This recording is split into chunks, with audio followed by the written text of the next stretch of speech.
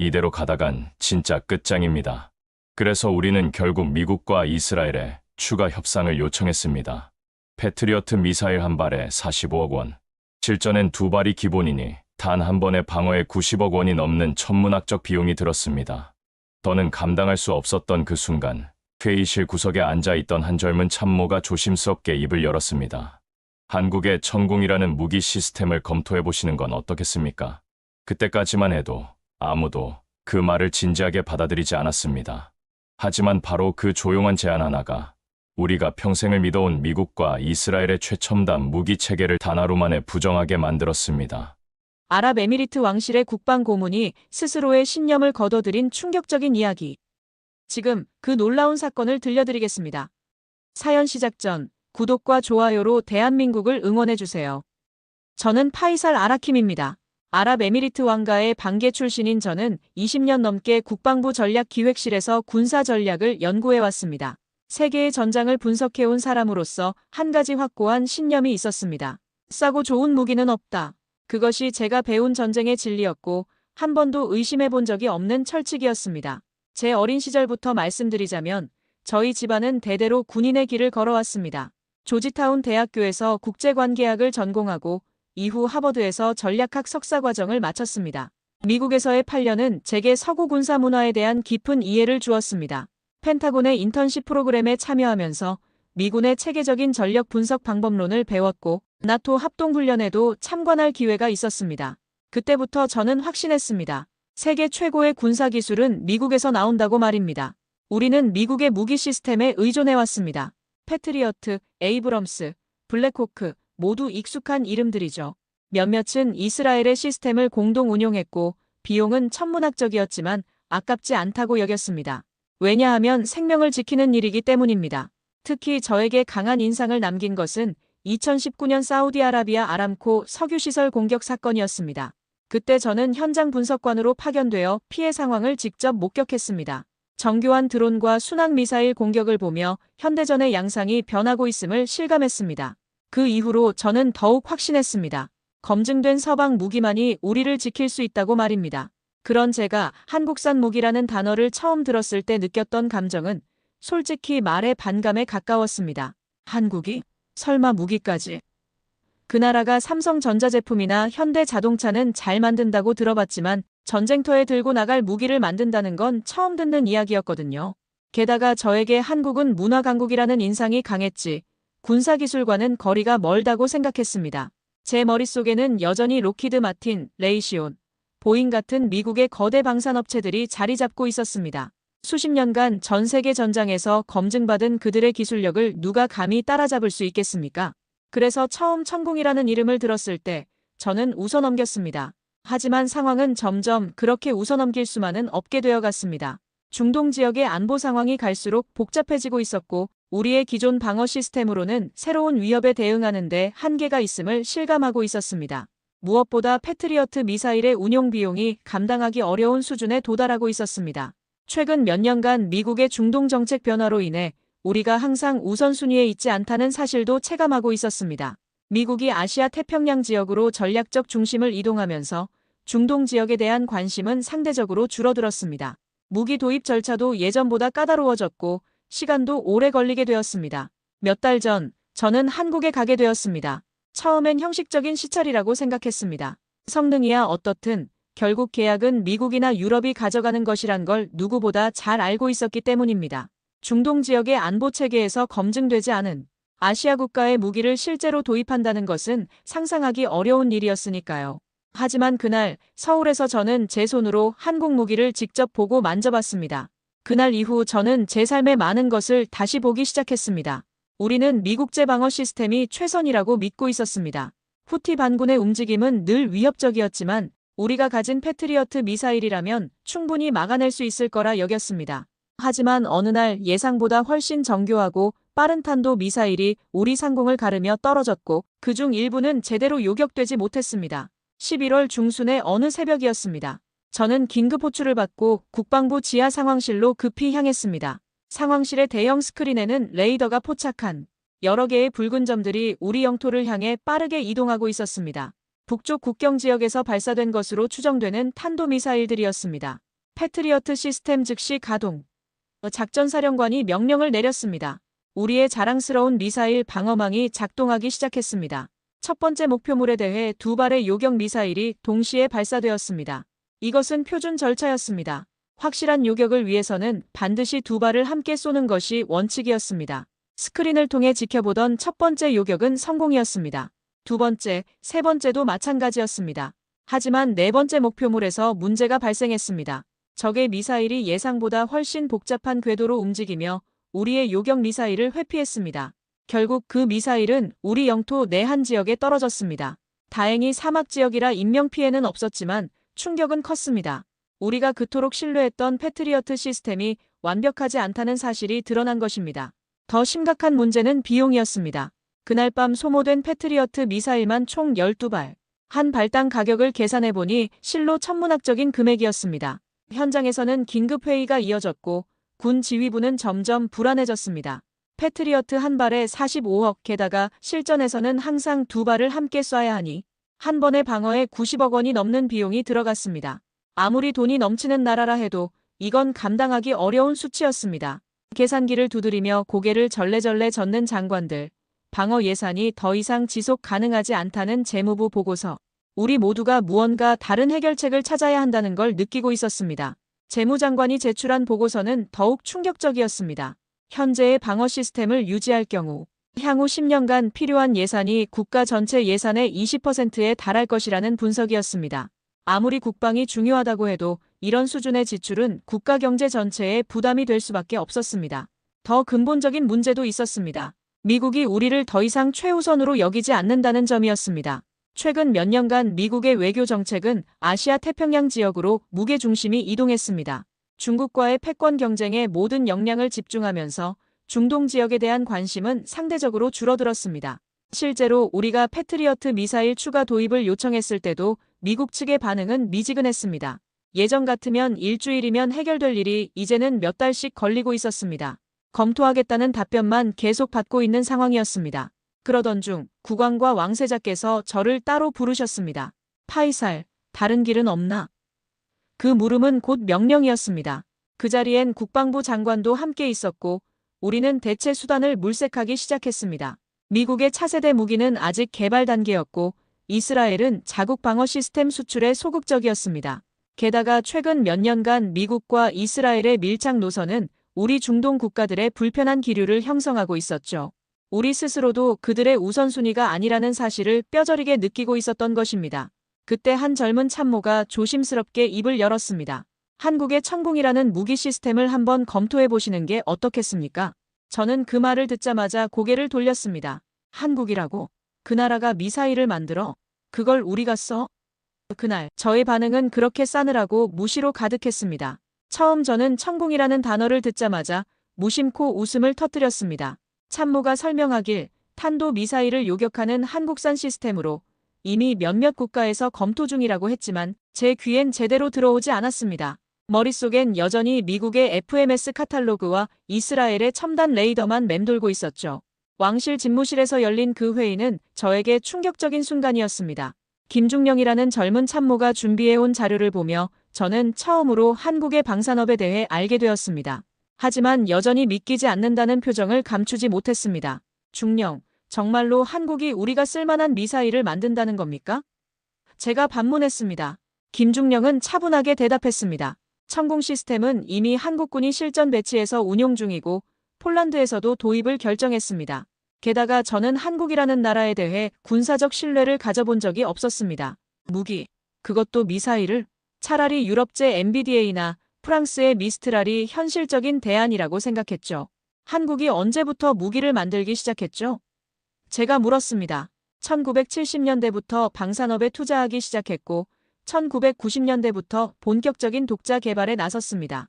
지금은 세계 10위권의 방산 수출국입니다. 김중령의 답변에 저는 깜짝 놀랐습니다. 그동안 제가 얼마나 무지했는지 깨닫는 순간이었습니다. 사실 그 편견의 이면엔 자존심도 있었습니다. 저는 오랜 기간 미국 무기를 기준으로 군사 판단을 해온 사람이었습니다. 그런 저에게 한국 무기는 받아들이기 어려운 제안이었습니다. 자국의 방어를 위해 감히 한국을 검토해야 한다니 마음속에서 어떤 모멸감 같은 게 피어오르기까지 했습니다. 성능은 어떻습니까? 국방부 장관이 물었습니다. 김중령이 자료를 펼치며 설명하기 시작했습니다. 탐지 범위 100km, 요격 범위 40km, 동시 교전 목표 최대 6개입니다. 패트리어트와 비교하면 동등하거나 일부 영역에서는 더 우수한 성능을 보입니다. 저는 여전히 의심스러웠습니다. 실전 경험은 있습니까? 한국군이 북한과 대치하는 상황에서 실전 배치하여 운용하고 있습니다. 또한 각종 시험에서 높은 성공률을 기록했습니다. 김중령의 답변에도 불구하고 저는 고개를 저었습니다. 그러나 고민은 길지 않았습니다. 우리에겐 시간이 없었습니다. 더는 실전에서 패배할 수 없었고 미사일 한 발 한 발이 수십억짜리라는 사실이 저희를 점점 벼랑 끝으로 몰고 있었습니다. 미국도 이스라엘도 우리를 우선시해주지 않았습니다. 중동에서의 안보 우선권은 점점 밀려나고 있었고 우리는 점점 독자적 방어 시스템의 필요성을 절감하고 있었습니다. 가격은 어떻게 됩니까? 재무장관이 핵심을 물었습니다. 패트리어트 팩3의 약 3분의 1 수준입니다. 김중령의 답에 회의실이 조용해졌습니다. 너무 싸다는 생각이 들었지만 동시에 현실적인 대안이 필요한 상황이었습니다. 방위사업청 담당관이 조용히 말했습니다. 파이살, 직접 가서 확인해보는 것이 어떻겠나? 그 말에 저는 잠시 망설였습니다. 한국까지 가서 무기를 보러 간다는 것 자체가 저에게는 자존심 상하는 일이었습니다. 하지만 담당관의 말이 옳았습니다. 우리는 절체절명의 기로에 서 있었습니다. 그래서 저는 결국 결정을 내렸습니다. 한국에 직접 가보자. 웃으면서 거절했던 이름을 다시 입에 올리며 우리는 조용히 한국행 비행기에 몸을 실었습니다. 마음 한켠엔 아직도 의심이 가득했지만 그 속엔 작고 낯선 기대감이 어렴풋이 자리 잡고 있었습니다. 출발 전날 밤 저는 오랫동안 사막을 바라보며 생각에 잠겼습니다. 과연 한국이 우리의 기대에 부응할 수 있을까? 아니면 단순히 시간 낭비가 될 뿐일까? 수많은 의문이 머릿속을 맴돌았지만 전문가로서 모든 가능성을 열어두고 객관적으로 판단해야 한다는 책임감이 있었습니다. 한국행 비행기 안에서도 저는 계속 생각했습니다. 만약 한국의 무기가 정말 우수하다면 왜 지금까지 중동 지역에서 주목받지 못했을까? 혹시 우리가 놓치고 있는 무언가가 있는 것은 아닐까? 그 기대는 곧 아주 큰 충격으로 되돌아왔습니다. 서울에 도착한 날은 봄비가 내리던 흐린 오후였습니다. 공항부터 이동한 길은 말끔하게 정리되어 있었고 군수산업단지까지 이어진 도로는 놀랄 만큼 체계적이었습니다. 저는 처음엔 겉모습에 속지 않으려 했습니다. 포장 잘 된 것과 실제 실력은 다르니까요. 하지만 도착한 그 시설 내부에서 저는 처음으로 이건 뭔가 다르다는 예감을 받았습니다. 인천공항에서 나오자마자 저를 맞이한 것은 한국의 질서정연한 모습이었습니다. 공항 시설 자체가 매우 현대적이고 효율적으로 설계되어 있었습니다. 하지만 제가 더 인상 깊게 느낀 것은 사람들의 움직임이었습니다. 서두르지도 않고 여유롭지도 않은 그저 묵묵히 자신의 일을 해나가는 분위기였습니다. 우리를 마중 나온 한국 국방부 관계자들도 특별했습니다. 과도하게 친절하지도 않았고 그렇다고 무례하지도 않았습니다. 필요한 말만 하고 필요한 안내만 했습니다. 보통 무기를 판매하려는 업체들은 과도할 정도로 환대를 베푸는 경우가 많은데 한국 사람들은 달랐습니다. 이런 차분한 태도가 오히려 신뢰감을 주었습니다. 우리가 방문한 곳은 대한민국의 방위산업을 대표하는 기술 집약지였습니다. 한국의 연구소는 겉보기에는 평범한 건물 같아 보였습니다. 하지만 내부로 들어가면서부터 분위기가 완전히 달라졌습니다. 차분하고 조용한 분위기 속에서 무기를 설명하던 기술자들의 눈빛이 이상하게 인상 깊었습니다. 첫 번째로 만난 사람은 천공 시스템의 주요 개발자였습니다. 50대 초반으로 보이는 그 사람은 저희를 회의실로 안내하면서도 불필요한 말을 하지 않았습니다. 그들은 과장되지 않았고 자신들의 무기를 선전하려 애쓰지도 않았습니다. 대신 묵묵히 수치를 제시했고 영상과 데이터로만 모든 걸 증명하려 했습니다. 그 자세에서 저는 이미 뭔가를 느꼈습니다. 이건 단지 싸게 잘 만든 무기가 아니라 필요에 의해 절박함 속에서 나온 기술이라는 사실을요. 회의실 벽면에는 천공 시스템의 각종 도면과 시험 데이터가 정리되어 있었습니다. 일반적으로 무기업체들은 화려한 프레젠테이션과 과장된 광고로 자신들의 제품을 어필하곤 합니다. 하지만 이곳의 자료들은 달랐습니다. 건조하고 정확한 데이터만 있을 뿐이었습니다. 저희는 과장된 설명보다는 실제 성능을 보여드리는 것을 선호합니다. 개발자가 조용히 말했습니다. 그는 천공 시스템의 재원을 차근차근 설명하기 시작했습니다. 탐지거리, 요격거리, 동시 교전 능력, 반응 시간 등 모든 수치가 구체적이고 명확했습니다. 천공 시스템의 실시간 요격 시뮬레이션은 충격 그 자체였습니다. 제가 수십 년간 봐온 어떤 미사일도 그렇게 짧은 반응 시간 안에 정확히 목표를 추적하고 대응하지는 못했습니다. 더욱 놀라운 건 이 모든 기술이 완전한 국산이라는 것이었습니다. 그들은 외국 기술을 흉내낸 것이 아니라 스스로의 생존을 위해 만들어낸 것이었습니다. 대형 스크린에 3D로 구현된 가상의 전장이 펼쳐졌습니다. 적의 탄도미사일이 우리 쪽으로 날아오는 상황이 실시간으로 재현되었습니다. 천공 시스템의 레이더가 목표물을 포착하는 순간부터 요격 미사일이 발사되어 목표물을 파괴하는 순간까지 모든 과정이 매우 정교하게 시뮬레이션 되었습니다. 이 기술들이 모두 자체 개발인가요? 저는 믿기지 않는다는 표정으로 물었습니다. 네, 레이더부터 유도 시스템, 탄두까지 모든 핵심 기술을 독자 개발했습니다. 개발자의 대답은 담담했지만 그 안에는 확신이 담겨 있었습니다. 저는 그 순간 깨달았습니다. 이들은 단순히 서구 기술을 모방한 것이 아니었습니다. 자신들만의 필요에 의해 자신들만의 방식으로 만들어낸 완전히 독창적인 기술이었습니다. 분단 상황에서 오는 절박함, 주변국들의 위협, 이런 현실이 이들로 하여금 진짜 기술력을 키우게 만든 것이었습니다. 그 자리에서 가격을 들었습니다. 한 발당 약 15억 원입니다. 담당자가 조용히 말했습니다. 저는 다시 한번 귀를 의심했습니다. 비용이 너무 적다는 생각이 들었지만 동시에 저렴해서가 아니라 필요 이상을 하지 않기에 그 가격이 나왔다는 걸 직감했습니다. 불필요한 장식이나 포장 없이 오직 실전만을 위한 설계. 그 효율성은 미국이나 유럽과는 전혀 다른 철학이었습니다. 어떻게 이런 가격이 가능합니까?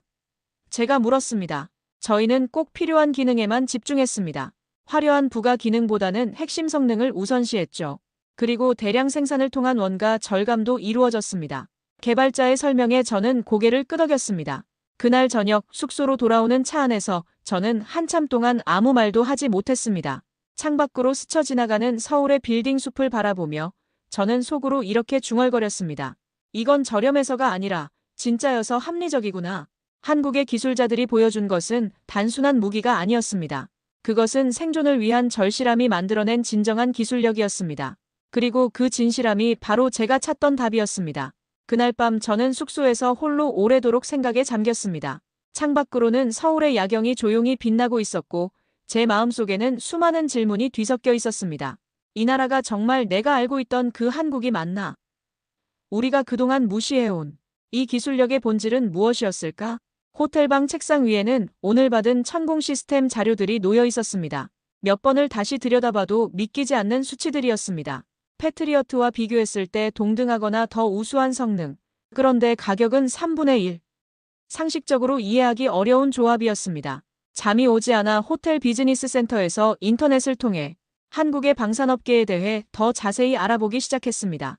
그동안 제가 얼마나 무지했는지 깨닫는 순간이었습니다. 한국은 이미 세계 방산 수출 상위권 국가였고 K9 자주포는 전 세계에서 가장 많이 수출된 자주포 중 하나였습니다.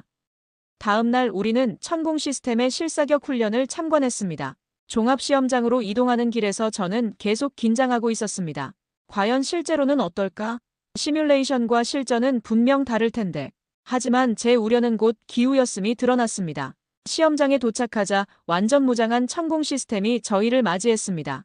발사대, 레이더, 지휘통제소가 실전과 동일하게 배치되어 있었고 한국군 병사들이 실제 작전 수행하듯 움직이고 있었습니다. 저는 처음으로 한국 군인들이 실전처럼 움직이는 모습을 보며 가슴이 뜨거워졌습니다.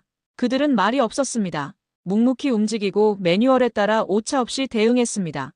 겉으론 단순해 보이는 미사일 발사였지만 그 안엔 고도로 정돈된 훈련과 끊임없는 반복, 그리고 실패하지 않겠다는 의지가 느껴졌습니다. 목표물 접근 중, 거리 80km, 통제소에서 차분한 음성이 들려왔습니다. 레이더 추적 중, 발사 준비 완료. 모든 과정이 기계처럼 정확하게 진행되었습니다. 그리고 마침내 발사. 라는 명령과 함께 천공 미사일이 하늘로 치솟았습니다. 미사일이 목표물을 향해 날아가는 모습을 대형 스크린으로 실시간 추적할 수 있었습니다. 레이더 화면에서 두 개의 점이 점점 가까워지더니 마침내 하나가 되는 순간 폭발음이 들렸습니다. 목표물 격파 확인. 통제소에서 환호성이 터져나왔습니다. 그 순간 저는 깨달았습니다. 한국은 단순히 무기를 잘 만드는 나라가 아니었습니다. 그들은 신뢰를 쌓는 방식을 알고 있었고 그 신뢰는 말이 아니라 행동으로 보여주고 있었습니다. 우리 중동 사람들은 종종 값을 중시합니다. 비싼 것일수록 믿을만하다는 생각이 있죠. 하지만 이 나라의 기술은 그런 관념을 조용히 무너뜨리고 있었습니다. 시험 발사가 끝나고 저희는 개발진과 함께 점심을 먹었습니다. 시험장 근처의 한 식당에서 이루어진 그 만남은 제게 또 다른 깨달음을 주었습니다. 개발자들은 자신들의 성과를 자랑하려 하지 않았습니다. 대신 아직 부족한 점들, 앞으로 개선해야 할 부분들에 대해 더 많이 이야기했습니다. 아직 갈 길이 멉니다. 미국이나 이스라엘에 비하면 우리는 이제 시작 단계입니다. 주 개발자가 겸손하게 말했습니다. 하지만 저는 그 겸손 속에서 오히려 더 큰 자신감을 느꼈습니다. 진짜 실력자는 항상 겸손하다는 것을 알고 있었기 때문입니다. 그날 오후 한국 방산업체의 기술자 한 분과 차를 마시게 되었습니다. 그는 말했습니다. 우린 자원이 없어서 기술로 살아남아야 했습니다. 그래서 더 싸고 더 정확하게 만들 수밖에 없었습니다. 저는 그 말에 잠시 눈을 감았습니다. 그 한 문장에 이 나라가 지난 수십 년 동안 쌓아온 고통과 절박함, 그리고 살아남기 위한 의지가 모두 담겨 있었으니까요. 처음에는 아무도 저희를 믿어주지 않았습니다. 그가 계속 말했습니다. 미국 무기가 있는데 왜 한국 무기를 쓰느냐는 반응이 대부분이었죠. 하지만 저희는 포기하지 않았습니다. 언젠가는 인정받을 날이 올 거라고 믿었거든요. 그의 눈에는 말할 수 없는 깊이가 있었습니다.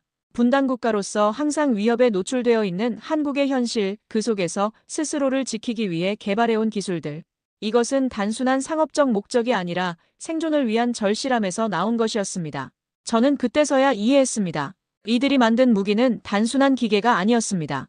그 안에는 이들의 역사가, 아픔이, 그리고 희망이 담겨 있었습니다. 한국전쟁 이후 지속된 분단의 현실이 이런 기술을 만들어낸 것이었습니다. 돌아오는 길에 저는 제 참모에게 말했습니다. 이제 이해했어. 우리는 저 나라의 제품을 구매하는 게 아니라 그들의 철학을 받아들이는 거야. 참모가 고개를 끄덕였습니다. 저도 같은 생각입니다. 이들은 정말 다르네요. 그날 이후로 제 안에 쌓여있던 모든 오해는 조금씩 허물어졌습니다. 저는 한국을 더 이상 가성비로만 보는 사람이 아니었습니다. 그들은 그들만의 방식으로 진심을 쌓아온 나라였습니다. 비싸지 않아도 진짜일 수 있다는 걸 보여준 나라였습니다. 그리고 그 진심이 바로 우리가 찾던 답이었던 것입니다. 가격이 아니라 가치로, 브랜드가 아니라 실력으로 평가받는 기술. 그것이 바로 한국이 우리에게 가르쳐준 것이었습니다. 저희는 한국에서 돌아가자마자 내부 회의를 소집했습니다. 국방부 고위 장성들과 왕실 안보자문위원들이 모두 한자리에 모였습니다. 미국과 이스라엘의 무기를 사용해온 지난 세월을 부정하자는 말이 아니었습니다. 하지만 이번엔 우리의 안보를 위해서 진짜 실속 있는 결정을 내려야 할 때였죠. 아부다비 왕국 내 비밀 회의실에서 열린 그 회의는 제 인생에서 가장 중요한 순간 중 하나였습니다. 국왕과 왕세자, 국방장관, 재무장관, 그리고 각 군 참모총장들이 모두 참석했습니다. 무거운 침묵이 회의실을 지배하고 있었습니다. 테이블 위에는 한국에서 가져온 천공 시스템 자료와 함께 기존 패트리어트 시스템의 운용 현황 보고서가 나란히 놓여 있었습니다. 두 시스템 간의 성능 비교표를 보며 모든 참석자들이 고민에 빠져 있었습니다. 회의장은 팽팽한 긴장감이 돌았습니다. 어떤 이들은 여전히 미국제를 고집했고 또 어떤 이들은 가격 대비 성능에만 초점을 맞췄습니다. 공군 참모총장은 우려를 표했습니다. 우리가 지금까지 운용해온 시스템을 바꾼다는 것은 엄청난 위험 부담입니다. 만약 실전에서 문제가 생긴다면 누가 책임질 것입니까? 재무장관은 다른 관점에서 접근했습니다. 현재 방어 시스템의 운용 비용은 더 이상 감당할 수 없는 수준입니다. 지난해에만 미사일 구매비로 엄청난 예산이 소모되었습니다. 이런 추세라면 몇 년 후에는 국방비가 국가 예산에서 차지하는 비중이 감당하기 어려울 것입니다. 하지만 저는 조용히 서류 한 장을 꺼내 테이블 위에 올려놨습니다. 천공투 수출 조건서. 한 장짜리였지만 그 안에 담긴 기술적 신뢰도와 운영의 효율성, 그리고 무엇보다도 우리의 생존 가능성이 고스란히 담겨 있었죠. 여러분, 저는 천천히 입을 열었습니다. 저는 지난 3일간 한국에서 제 눈으로 직접 확인했습니다. 천공 시스템은 단순히 저렴한 대안이 아닙니다. 어떤 면에서는 우리 현재 시스템보다 우수한 성능을 보여줍니다. 제가 계속 설명했습니다. 반응 속도, 동시 교전 능력, 그리고 무엇보다 운용의 편의성에서 뛰어난 장점을 보였습니다. 그리고 가격은 현재 우리가 사용하는 시스템의 3분의 1 수준입니다. 국방장관이 의구심을 표했습니다. 그렇게 좋다면 왜 다른 나라들은 아직 대량 도입하지 않는 겁니까? 저는 이미 예상한 질문이었습니다. 폴란드가 이미 계약을 체결했고 사우디아라비아도 검토 중입니다. 무엇보다 한국군이 자국 방어의 핵심으로 실전 배치했다는 사실이 가장 강력한 검증입니다. 왕세자께서 조용히 물으셨습니다. 파이살, 솔직히 말해보시오. 당신의 전문가적 판단으로 이 무기를 우리가 신뢰할 수 있겠습니까? 저는 잠시 침묵했습니다. 이 질문에 대한 답이 우리나라의 미래를 좌우할 수도 있었기 때문입니다. 지금 이 무기를 선택하지 않으면 다음 공격엔 우리 수도가 뚫릴지도 모릅니다. 제가 그렇게 말하자 회의장은 잠시 침묵에 잠겼고 이내 모두가 고개를 끄덕였습니다. 국왕께서 마침내 결정을 내리셨습니다. 천공 시스템 도입을 승인한다. 마침내 결정이 내려졌습니다. 미국이나 이스라엘이 아닌 대한민국. 그들이 만든 천궁을 우리의 핵심 방어 체계로 도입하기로 한 것입니다. 하지만 여기서 더 중요한 결정이 남아 있었습니다. 결제 방식에 관한 것이었죠. 보통 이런 대규모 무기 도입은 복잡한 정부 간 협정과 장기 할부 방식으로 이루어집니다. 하지만 우리에게는 그럴 시간이 없었습니다. 그래서 우리는 현금 결제를 택했습니다. 계약 조건을 빠르게 성사시키기 위해, 그리고 우리의 진심을 보여주기 위해서였습니다. 미국처럼 무기 하나 들여오는데 몇 년이 걸리는 구조는 원치 않았습니다. 이 결정은 단순히 거래의 효율 때문만은 아니었습니다. 우리가 진심으로 신뢰한다는 뜻을 행동으로 보이고 싶었기 때문입니다. 재무장관이 우려를 표했습니다. 현금 결제라면 상당한 금액이 한 번에 필요합니다. 국가 외환 보유고에 영향을 줄 수 있습니다. 하지만 국왕께서는 단호하셨습니다. 국가의 안보를 위해서라면 그 정도 투자는 아깝지 않다. 더구나 장기적으로 보면 훨씬 경제적이다. 한국 측도 우리의 현금 결제 제안에 놀라워했습니다. 보통 이런 대규모 계약은 복잡한 금융 구조를 통해 이루어지는데 현금으로 일시불 결제를 하겠다는 것은 매우 이례적인 일이었기 때문입니다. 하지만 이것이야말로 우리의 진심을 보여주는 최고의 방법이라고 생각했습니다. 계약 체결일, 저는 한국 방산업체 대표들과 마주 앉아 있었습니다. 테이블 위에는 두꺼운 계약서가 놓여 있었습니다. 저는 결제 서류에 서명하면서 속으로 생각했습니다. 이 무기는 단지 방어용 장비가 아니라 우리와 한국 사이에 맺어진 약속이자 동맹이구나. 한국은 우리에게 손을 내밀었고 우리는 그 손을 처음으로 진심으로 잡은 것입니다. 서명을 마치자 한국 측 대표가 깊이 고개를 숙였습니다. 신뢰해 주셔서 감사합니다. 그 순간 저는 깨달았습니다. 이것은 단순한 무기 거래가 아니었습니다. 서로 다른 두 나라가 진정한 신뢰를 바탕으로 맺은 파트너십이었습니다. 미국이나 유럽과의 거래에서는 느낄 수 없었던 따뜻함이 있었습니다. 그날 이후 저의 한국에 대한 인식은 완전히 달라졌습니다. 싸서 선택한 게 아니었습니다. 진짜라서 선택한 것이었습니다. 우리는 비로소 실속과 철학이 공존할 수 있다는 것을 배웠고 그 가르침을 준 나라가 바로 한국이었습니다. 몇 달 뒤 천공 시스템이 실제로 우리나라에 도입되었습니다. 처음엔 의심의 눈초리를 거두지 않던 현지 병사들과 기술진들조차 테스트가 반복될수록 감탄을 금치 못했습니다. 시스템은 단 한 번의 오차도 없이 명령에 반응했고 오히려 우리 기존의 방어 체계보다 더 빠르게 적의 움직임에 대응했습니다. 아부다비 근교의 알다프라 공군 기지에 설치된 천공 시스템을 처음 본 순간 저는 묘한 감정에 사로잡혔습니다. 사막의 모래바람 속에서도 말끔하게 서 있는 그 발사대들은 마치 우리를 지키는 수호신 같아 보였습니다. 한국에서 온 기술진들이 현지 병사들에게 시스템 운용법을 가르치는 모습을 보며 저는 이것이 단순한 무기 도입 이상의 의미라는 것을 느꼈습니다. 첫 번째 실전 훈련이 시작되었습니다. 우리 병사들은 처음에는 어색해했습니다. 20년 넘게 미국식 시스템에 익숙해져 있던 터라 한국식 인터페이스가 낯설었던 것입니다. 하지만 며칠이 지나자 모든 것이 달라졌습니다. 이거 오히려 더 쉽네요. 한 병사가 중얼거렸습니다. 천공 시스템의 조작 방식은 패트리어트보다 훨씬 직관적이고 간단했습니다. 복잡한 절차 없이도 핵심 기능에 바로 접근할 수 있었고 화면 구성도 한눈에 파악하기 쉬웠습니다. 중령이 저에게 보고했습니다. 장군님, 놀랍습니다. 패트리어트는 숙련된 조작원이 되려면 최소 6개월이 필요했는데 천궁은 훨씬 빨리 습득할 수 있습니다. 그 무렵 한국에서 한 기술자가 우리 현장을 직접 방문했습니다. 그는 키가 작고 말수가 적었지만 장비를 다루는 손놀림은 한치의 망설임도 없었습니다. 저는 조용히 그에게 물었습니다. 이 무기, 이렇게 싸게 만들어도 괜찮습니까? 그는 잠시 생각하더니 웃으며 말했습니다. 가성비는 결과지 목표가 아닙니다. 저희는 전쟁을 이기는 무기를 만드는 게 목표였어요. 그 순간 저는 모든 것을 이해했습니다. 우리가 한국 무기를 싸다고 표현한 건 그들의 철학을 몰랐기 때문이었습니다. 그들은 효율과 목적에 집중했고 불필요한 허영과 자만을 덜어냈습니다.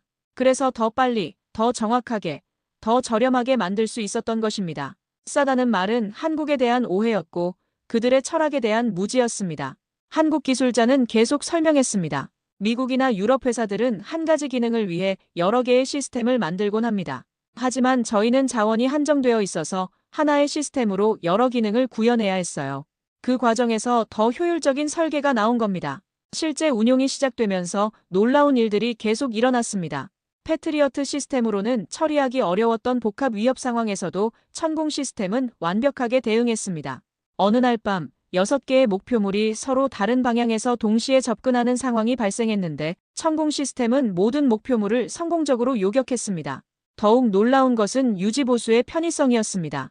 패트리어트는 미국 본사의 기술진이 와야만 해결할 수 있는 문제들이 많았는데 천궁은 현지에서 대부분 해결이 가능했습니다. 부품 교체도 훨씬 간단했고 정기 점검 주기도 길었습니다. 정말 신기합니다. 고장이 거의 나지 않아요. 정비병들이 입을 모아 말했습니다. 한국 기술자가 설명해 주었습니다. 저희는 중동의 사막 환경을 고려해서 설계했습니다. 모래바람, 높은 온도, 습도, 변화 등을 모두 테스트했거든요. 그때부터 저는 한국의 기술을 평가할 때 더 이상 가격표부터 보지 않기로 결심했습니다. 대신 그들이 만든 방식, 그들이 일하는 자세, 그들이 스스로를 어떻게 다루는지를 먼저 보기로 했습니다. 그리고 그 철학이야말로 우리나라가 배워야 할 가장 중요한 자산이라는 생각이 들었습니다. 한국 기술진들과의 교류가 늘어나면서 저는 그들의 근무 태도에도 감명을 받았습니다. 그들은 문제가 생기면 즉시 해결하려 했고 항상 더 나은 방법을 찾으려 노력했습니다. 어떤 때는 밤늦게까지 남아서 미세한 오차까지 조정하는 모습을 보기도 했습니다. 이 정도면 충분한데 왜 이렇게까지 하시나요? 제가 물었더니 완벽하지 않으면 실전에서 문제가 될 수 있어요라고 답했습니다. 그들에게는 타협이라는 단어가 없었습니다. 오직 완벽만이 있을 뿐이었습니다. 저는 지금도 기억합니다. 한국의 기술자는 마지막 날 저에게 이렇게 말했습니다. 우린 오랫동안 가성비라는 말을 들어왔어요. 하지만 이젠 그냥 성능비라고 해주세요. 저희는 자부심으로 이 무기를 만들었습니다. 그 말은 제 가슴에 깊이 남았습니다. 그동안 우리가 얼마나 피상적으로 한국을 바라봤는지 깨닫는 순간이었습니다. 가성비라는 말 속에는 어차피 싸구려라는 편견이 숨어 있었던 것입니다. 하지만 한국의 기술은 그런 편견을 가볍게 뛰어넘는 진짜 실력이었습니다. 몇 달 후 실제 위기 상황이 발생했습니다. 북쪽에서 날아온 미사일들이 우리 영공에 진입했습니다. 천공 시스템이 즉시 가동되었고 모든 목표물을 완벽하게 요격했습니다. 그날 밤 통제실에서는 환호성이 터져나왔습니다. 이젠 저도 누가 묻는다면 말할 겁니다. 한국 무기. 싸서 좋은 게 아니에요. 진심이 담겨 있어서 좋은 겁니다. 가성비가 아니라 철학이었습니다. 그리고 그 철학이 우리의 하늘을 지키고 있었습니다. 한국에서 돌아온 후 저는 이전과는 다른 눈으로 우리 조국을 바라보게 되었습니다. 중동의 뜨거운 태양 아래 끝없이 펼쳐진 사막을 달리며 저는 마음속으로 그 나라를 수없이 되새겼습니다. 자동차 한 대, 미사일 한 기, 기술자 한 사람에 담긴 정신까지도 한국이 저에게 준 가르침을 우리나라에 어떻게 전파할 수 있을까 고민하기 시작했습니다. 단순히 무기를 도입한 것으로 끝날 일이 아니었습니다. 그들의 철학과 정신까지 배워야 진정한 의미가 있을 것이라고 생각했습니다. 아부다비 국방부 청사에서 열린 첫 번째 브리핑에서 저는 동료들에게 한국에서의 경험을 상세히 보고했습니다. 한국은 단순히 무기를 만드는 나라가 아닙니다. 그들은 생존을 위한 기술 철학을 가지고 있습니다. 제 말에 몇몇 장교들은 여전히 의구심을 표했습니다. 그래도 미국 기술만 못하지 않습니까? 한 장교가 물었습니다. 하지만 저는 확신에 찬 목소리로 답했습니다. 직접 보시면 생각이 바뀔 겁니다. 그들의 기술은 우리가 생각하는 것보다 훨씬 앞서 있습니다. 그 무렵 왕실과 정부 각 부처에 걸쳐 새로운 기술 교육 프로그램이 시작되었습니다. 저는 그 계획의 자문을 맡게 되었고 자연스럽게 한국의 방식과 철학을 중심에 두게 되었습니다. 그들은 처음에 물었습니다. 한국? 그게 왜 중요한가요? 저는 미소 지으며 말했죠. 그들은 우리가 잃어버린 기초를 가지고 있었습니다. 그게 우리에겐 꼭 필요합니다. 저는 구체적으로 설명했습니다. 한국의 기술자들은 화려한 이론보다 실용적 해결책을 우선시합니다. 복잡한 시스템보다는 단순하면서도 효과적인 방법을 찾습니다. 교육부 장관이 고개를 끄덕이며 말했습니다. 우리 젊은이들이 배워야 할 것들이군요. 그 말을 계기로 우리 청년 장교들이 한국으로 연수를 떠나기 시작했습니다. 첫 번째 연수단은 10명의 선발된 장교들로 구성되었습니다. 저는 그들을 배웅하며 당부했습니다. 기술만 배우고 오지 마세요. 그들의 마음가짐을 배워오세요. 한 달 후 돌아온 이들은 공통된 말을 했습니다. 그들은 자신이 만든 기술에 자부심을 가졌고 동료를 존중했습니다. 그리고 무엇보다 국가를 믿고 일했습니다. 저는 그 보고서를 읽으며 뿌듯함을 느꼈습니다. 변화를 이끌 사람들은 저 혼자가 아니었습니다. 연수를 다녀온 장교들이 각자의 부대로 돌아가 한국에서 배운 것들을 전파하기 시작했습니다. 특히 기억에 남는 한 청년이 있었습니다. 그는 한국에서 3개월간 연수를 받았습니다. 돌아온 후 그가 저에게 보낸 보고서는 감동적이었습니다. 한국의 연구소에서는 밤늦게까지 일하는 기술자들을 볼 수 있었습니다. 하지만 그건 억지로 하는 것이 아니라 자발적이었습니다. 그는 말했습니다. 저분들이 있어 우리가 밤에 안심하고 잠을 잘 수 있는 거군요. 그 순간 저는 가슴이 뭉클해졌습니다. 누군가의 헌신이 보이지 않는 곳에서 우리의 안보를 지켜주고 있다는 것, 그리고 그것을 이해하는 사람이 우리 안에 생겨났다는 것. 그 변화는 단순히 기술 도입 이상의 의미였습니다. 그건 철학의 공유였고 미래를 함께 설계하는 첫걸음이었습니다. 연수 프로그램이 확대되면서 더 많은 변화가 일어났습니다. 우리 젊은 기술자들이 한국의 방식을 배워와 자체적인 개선안들을 제시하기 시작했습니다. 기존에는 원래 그렇게 하는 거야라며 넘어갔던 비효율적인 절차들이 하나씩 개선되기 시작했습니다. 한국에서 배운 왜? 라는 질문하는 문화가 우리 조직에도 스며들었습니다. 기존의 관례를 그대로 따르기보다는 더 나은 방법이 있는지 고민하는 분위기가 생겨났습니다. 이런 작은 변화들이 모여서 우리 조직 전체의 효율성을 높이고 있었습니다. 왕실에서도 이런 변화를 주목했습니다. 왕세자께서 직접 저를 불러 물으셨습니다. 파이살, 한국에서 무엇을 배운 것 같나? 저는 솔직하게 답했습니다. 한국은 기술 이전의 마음가짐을 바꿔줍니다. 일에 대한 태도, 동료에 대한 존중, 국가에 대한 책임감을 다시 생각하게 해줍니다. 그 대화 이후 정부 차원에서 한국과의 교육 협력이 더욱 확대되었습니다. 군사 분야뿐만 아니라 공학, 경영, 행정 분야에서도 한국 연수 프로그램이 시작되었습니다. 매년 100명 이상의 우리 젊은이들이 한국에서 배우고 돌아와 변화의 씨앗을 뿌리고 있습니다. 저는 각종 회의와 강연에서 한국 이야기를 빼놓지 않습니다.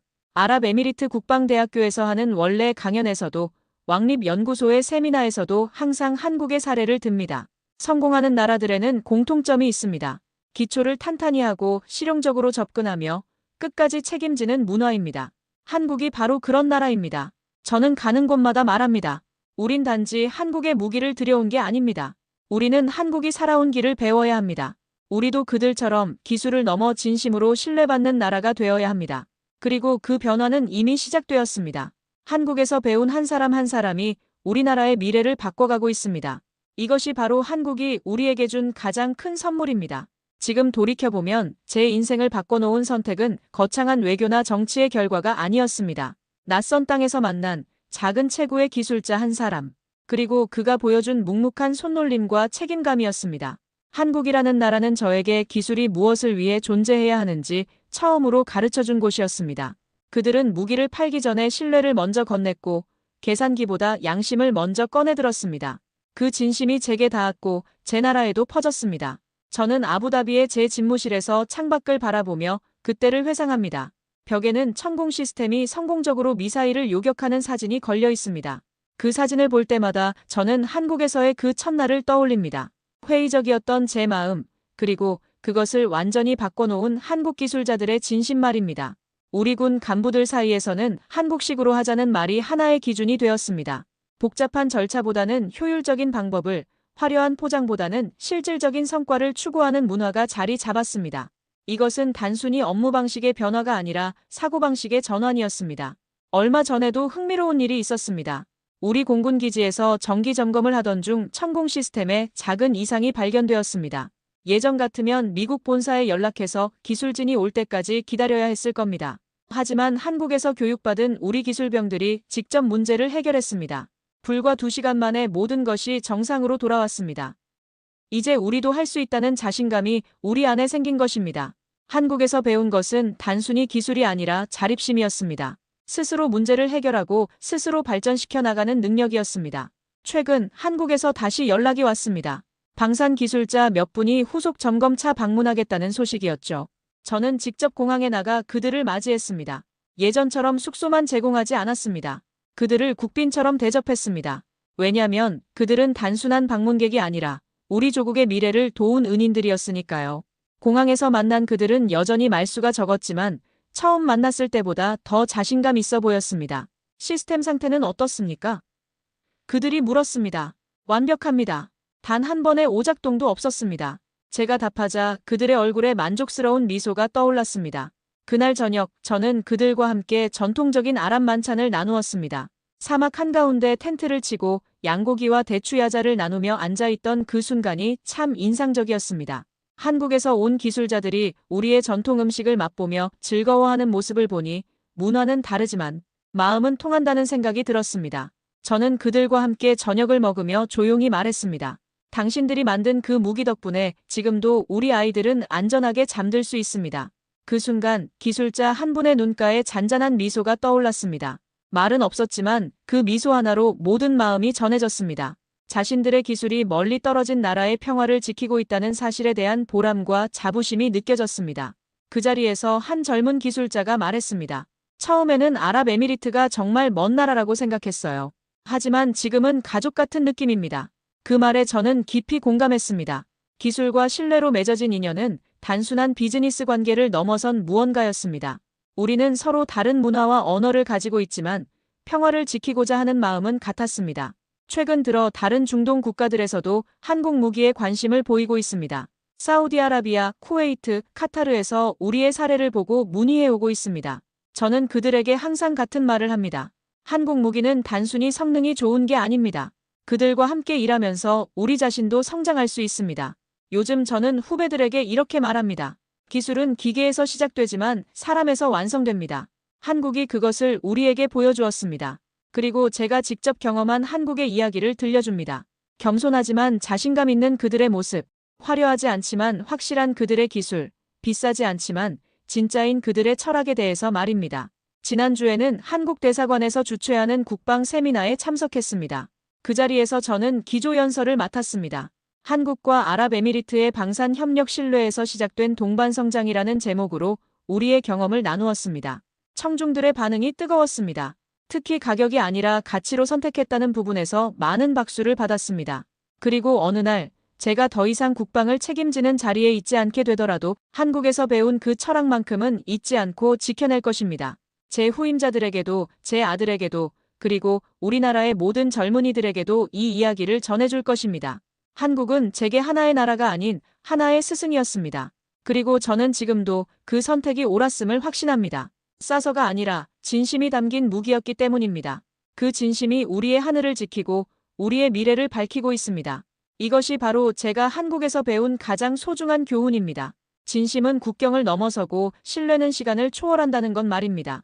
오늘 사연에 대한 여러분의 생각을 댓글로 남겨주세요. 감동뭉클에서는 여러분의 소중한 마음을 모아 사연 주인공들에게 전해드리고 있습니다. 여러분 주변에 감동적이거나 재미있는 실제 사연들을 제보받고 있으니 언제든 저희 공식 메일로 제보해주세요. 오늘 들려드린 사연에 공감하셨다면 구독과 좋아요 눌러주시고 주변 분들과도 공유해주세요. 여러분의 작은 관심과 응원이 더욱 좋은 콘텐츠를 만드는 데 큰 힘이 됩니다. 오늘도 여러분의 하루의 작은 즐거움이라도 되었기를 바라며 지금까지 감동뭉클이었습니다. 끝까지 시청해주셔서 감사합니다.